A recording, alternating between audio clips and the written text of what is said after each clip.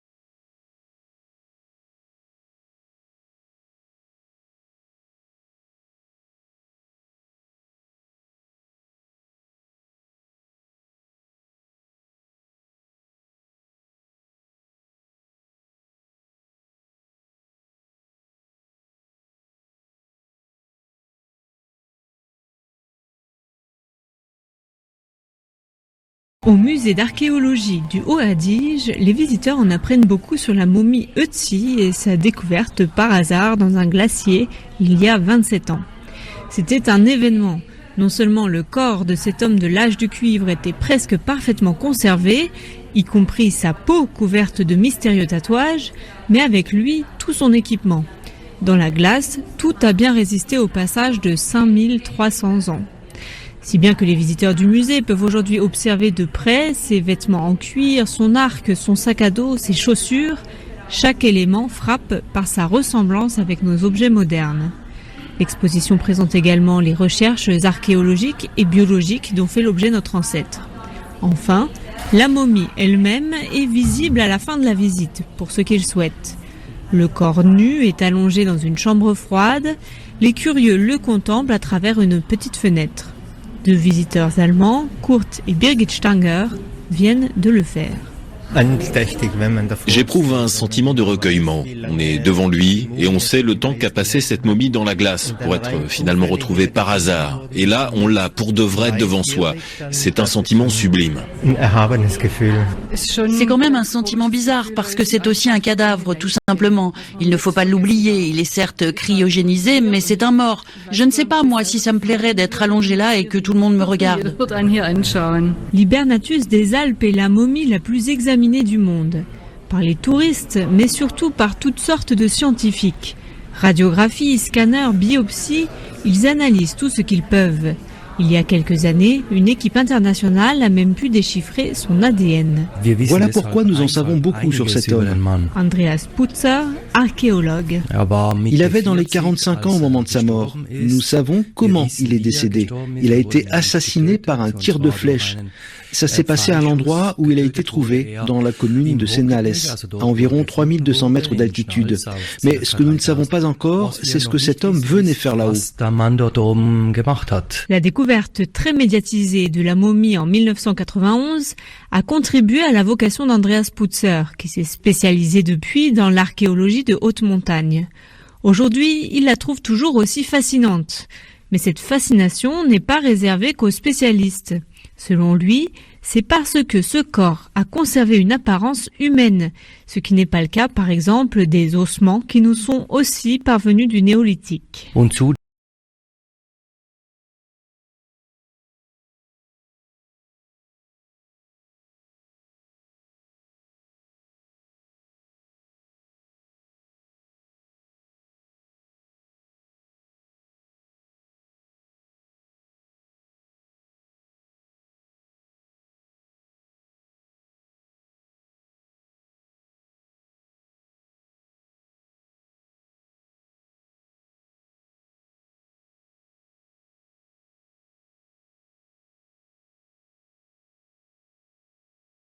Au musée d'archéologie du Haut-Adige, les visiteurs en apprennent beaucoup sur la momie Ötzi et sa découverte par hasard dans un glacier il y a 27 ans.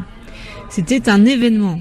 Non seulement le corps de cet homme de l'âge du cuivre était presque parfaitement conservé, y compris sa peau couverte de mystérieux tatouages, mais avec lui tout son équipement. Dans la glace, tout a bien résisté au passage de 5300 ans. Si bien que les visiteurs du musée peuvent aujourd'hui observer de près ses vêtements en cuir, son arc, son sac à dos, ses chaussures, chaque élément frappe par sa ressemblance avec nos objets modernes. L'exposition présente également les recherches archéologiques et biologiques dont fait l'objet notre ancêtre. Enfin, la momie elle-même est visible à la fin de la visite, pour ceux qui le souhaitent. Le corps nu est allongé dans une chambre froide. Les curieux le contemplent à travers une petite fenêtre. Deux visiteurs allemands, Kurt et Birgit Stanger, viennent de le faire. J'éprouve un sentiment de recueillement. On est devant lui et on sait le temps qu'a passé cette momie dans la glace pour être finalement retrouvée par hasard. Et là, on l'a pour de vrai devant soi. C'est un sentiment sublime. C'est quand même un sentiment bizarre parce que c'est aussi un cadavre, tout simplement. Il ne faut pas l'oublier. Il est certes cryogénisé, mais c'est un mort. Je ne sais pas, moi, si ça me plairait d'être allongé là et que tout le monde me regarde. L'Hibernatus des Alpes est la momie la plus examinée du monde, par les touristes, mais surtout par toutes sortes de scientifiques. Radiographie, scanner, biopsie, ils analysent tout ce qu'ils peuvent. Il y a quelques années, une équipe internationale a même pu déchiffrer son ADN. Voilà pourquoi nous en savons beaucoup sur cet homme. Andreas Putzer, archéologue. Il avait dans les 45 ans au moment de sa mort. Nous savons comment il est décédé. Il a été assassiné par un tir de flèche. Ça s'est passé à l'endroit où il a été trouvé, dans la commune de Senales, à environ 3200 mètres d'altitude. Mais ce que nous ne savons pas encore, c'est ce que cet homme venait faire là-haut.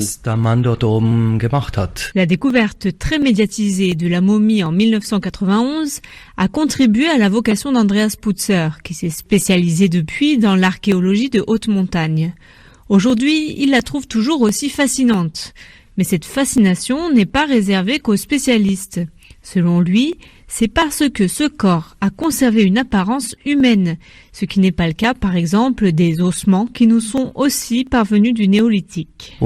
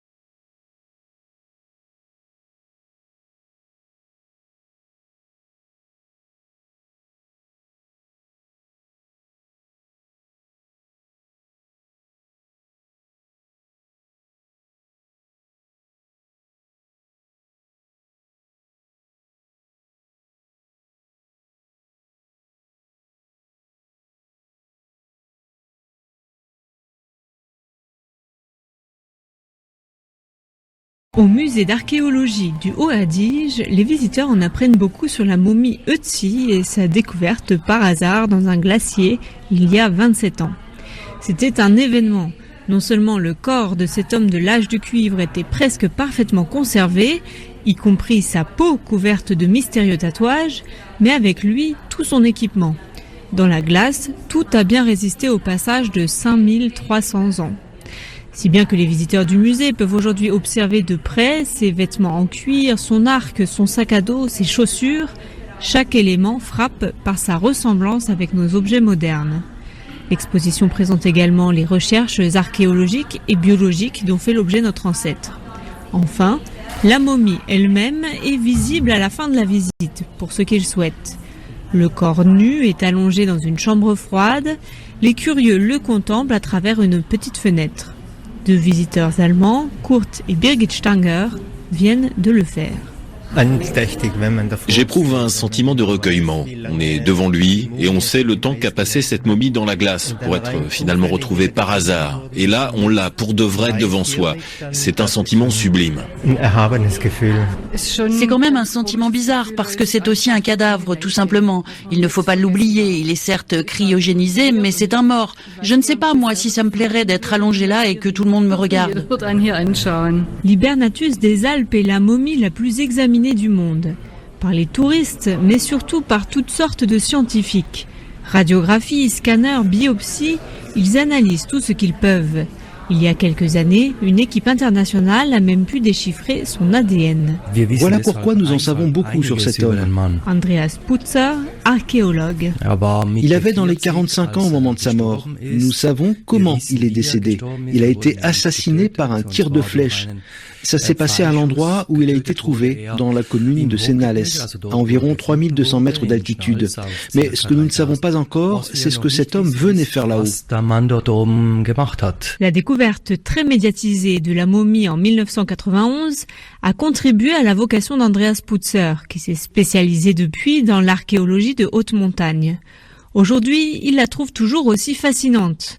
Mais cette fascination n'est pas réservée qu'aux spécialistes. Selon lui, c'est parce que ce corps a conservé une apparence humaine, ce qui n'est pas le cas par exemple des ossements qui nous sont aussi parvenus du néolithique.